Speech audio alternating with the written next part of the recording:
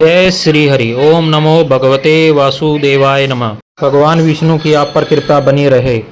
आज आपको ज्येष्ठ मास के छठे अध्याय की कथा सुना रहा हूँ। इस कथा को प्रतिदिन श्रवण करना चाहिए। इस कथा के श्रवण करने से भगवान कृष्ण का आशीर्वाद प्राप्त होता है और हर मनोकामना पूरी होती है। इस कथा के माध्यम से गोलोक धाम का सुंदर वर्णन आपको प्राप्त होगा। भगवान श्री कृष्ण किस प्रकार रहते हैं, किस प्रकार वो अवतार लेते हैं, सभी देवताओं का दुख कैसे दूर करते हैं, सभी भक्तों की मनोकामना कैसे पूरी करते हैं। एक बार देवर्षि नारद ने भगवान विष्णु से पूछा कि हे प्रभु, भगवान कृष्ण गोलोक धाम में किस प्रकार रहते हैं। हे पाप रहित मुझ श्रोता के ऊपर कृपा करिए। श्री नारायण बोले कि हे नारद, तुमने बहुत ही अच्छा प्रश्न की पूछा है। अब मैं आपको गोलोक धाम की घटना बताता हूँ। द्वापर युग में पाप अपनी चरम सीमा पर था। बहुत ज़्यादा राक्षस हो गए थे, पापी हो गए थे। उस पाप के भार से धरती कंपायमान हो गई। धरती जो पृथ्वी है वह मेरे पास आई और आकर के निवेदन किया कि हे पालनकर्ता भगवान विष्णु, आप मेरे दुखों को दूर करें। उनकी करुण पुकार सुनकर के मुझे उन पर दया आई। सभी देवताओं को साथ लेकर के मैं गोलोक धाम को गया। उस गोलोक के अंदर मणियों के खम्भों से शोभित एक दिव्य लोक है।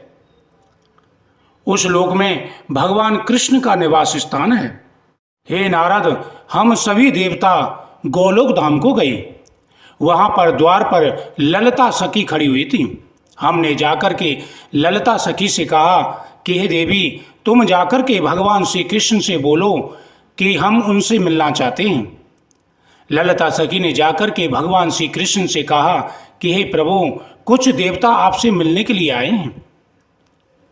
भगवान श्री कृष्ण ने उनसे ललिता सखी से कहा कि उनसे पूछिए वह कौन सी पृथ्वी से आए हैं। हमारे आकाश गंगा में हजारों भूमंडल हैं, हजारों पृथ्वियां हैं, सभी पर देवता निवास करते हैं, लोग निवास करते हैं। और उन सभी के ऊपर गोलोक धाम है, जहाँ पर भगवान श्री कृष्ण अपनी कृपा दृष्टि से सभी की मनोकामना पूरी करते हैं। ललिता सखी ने आकर के भगवान विष्णु से कहा कि आप कौन सी पृथ्वी से आए हैं। उन्होंने कहा, जहाँ पर भगवान का प्रश्नगर्भ नामक पहला अवतार हुआ था, आप उनसे बोलिए कि हम वहाँ से आए हैं। ललिता सखी ने जाकर के कहा तो उन्होंने उनको अंदर आने की आज्ञा दी। भगवान विष्णु सभी देवताओं को साथ लेकर के भगवान कृष्ण के सामने उपस्थित हुए। सुंदर मणियों के स्तंभ हैं, एक एक मणि का प्रकाश सूर्य के समान है। एक इस मणि का प्रकाश सूर्य के समान है। भगवान विष्णु सभी देवताओं के साथ में भगवान के सामने आनंदित होकर धीरे धीरे उनके पास गए और वहां जाकर के खड़े हो गए। मध्य में रत्नमय सिंहासन पर बैठे हुए भगवान कृष्ण को नमस्कार कर पास में खड़े होकर विष्णु जी बोले, गुणों से अतीत गोविंद अद्वितीय अविनाशी सूक्ष्म विकार रहित विग्रहवान, गोपों के वेश की विधायक, छोटी अवस्था वाले शांत स्वरूप, गोपियों के पति बड़े सुंदर, नूतन मेघ के समान श्याम, करोड़ों कामदेव के समान सुंदर, वृंदावन के अंदर रास मंडल में बैठने वाले पीताम्बर धारी भगवान श्री कृष्ण को मेरा नमस्कार है। हे मुरलीधर पीताम्बर धारी अच्युत, ऐसे भगवान की मैं वंदना करता हूँ। इस प्रकार स्तुति करके भगवान श्री कृष्ण को नमस्कार कर पादर्शों द्वारा सिंहासन पर बैठे भगवान वंदनीय उनको नमस्कार किया। इस प्रकार भगवान नारायण बोले, यह विष्णु का किया हुआ स्रोत प्रातःकाल उठकर जो पढ़ता है उसके समस्त पाप नष्ट हो जाते हैं और अनिष्ट स्वप्न में अच्छे फल प्राप्त होते हैं। सभी की मनोकामना पूरी होती है। भगवान कृष्ण का आशीर्वाद प्राप्त होता है। भगवान विष्णु बैठ गए और कृष्ण के आगे कांपते हुए सभी देवताओं को आगे करके उनके चरण कमलों की वंदना की। इस प्रकार से भगवान विष्णु ने उनसे निवेदन किया और फिर कांपते हुए वह एक साइड में खड़े हो गए। तब भगवान श्री कृष्ण ने विष्णु जी से पूछा कि यह कौन है। कहाँ से आए हो, क्यों रोते हो? इस गोलोक में तो कोई भी दुख भागी होता नहीं। इस गोलोक में रहने वाले तो सर्वथा आनंद में मग्न रहते हैं। यह लोग तो स्वप्न में भी दुष्ट वार्ता या दुख भरा समाचार सुनते ही नहीं।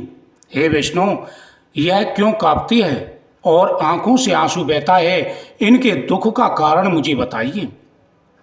श्री नारायण बोले, नवीन मेघ के समान श्याम सुंदर गोलोक के नाथ, आप इसका दुख दूर करिए। यह पृथ्वी है जो पाप के भार से दृढ़ हो गई है, इसके कष्टों का दूर करिए। द्वापर युग में बड़े भयंकर पापी उत्पन्न हुए हैं। श्री विष्णु बोले कि हे वृंदावन की शोभा के नाथ, हे कृष्ण, हे मुरलीधर, इस पृथ्वी का दुख आपके सामने कहता हूँ।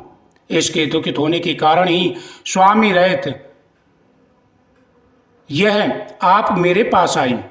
इसने सभी पापियों का वर्णन किया कि किस प्रकार से पृथ्वी पर पाप फैल रहा है, कितने अत्याचार हो रहे हैं, धर्म का लोप हो रहा है कि हे नाथ, आप इसके दुखों का निवारण कीजिए।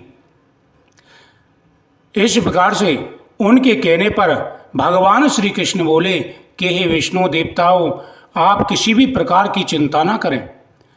पृथ्वी पर शीघ्र ही मेरा अवतार होने वाला है। मैं संपूर्ण कलाओं से अवतार ग्रहण करूंगा। हे देवताओं, आप सभी भी अपने अपने अंशों से जाकर के अवतार ग्रहण करें।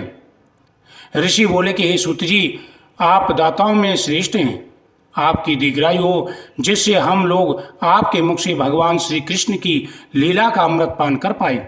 हे सूत, गोलोकवासी भगवान कृष्ण ने विष्णु के प्रति फिर क्या कहा और क्या किया, इसका संपूर्ण हमें वृतांत बताइए। सूत जी कहते हैं कि इस प्रकार भगवान विष्णु ने कहा कि देवताओं, आप किसी भी प्रकार की चिंता मत करो। मेरा शीघ्र ही नंद के यहाँ पर अवतार, मैं वासुदेव के यहाँ पर अवतार लूँगा और नंद के यहाँ पर मेरी कीड़ाएँ होंगी। मैं अनेक प्रकार की लीलाएं करते हुए राक्षसों का वध करूँगा और तुम सबको दुखों से मुक्ति दिलाऊंगा। हे देवताओं, अब तुम शीघ्र जाकर के अपने अंशों से अवतार ग्रहण करो। भगवान श्री कृष्ण के ऐसा कहने पर सभी देवता उनकी स्तुति करने लगे। हे गोविंद, हे अच्युत, हे केशव, आपकी जय हो। इस प्रकार कहते हुए सभी देवता अपने अपने लोक को आ गए। भगवान विष्णु वैकुंठ धाम को आ गए। सभी देवता अपने अपने अंशों से अवतार ग्रहण करने लगे। भगवान श्री कृष्ण के गोलोक धाम की महिमा निराली है। जो व्यक्ति इस कथा को प्रतिदिन सुनते हैं, उनके सभी कष्ट दूर हो जाते हैं। वीडियो को शेयर करें, चैनल को सब्सक्राइब करें। जय श्री कृष्ण।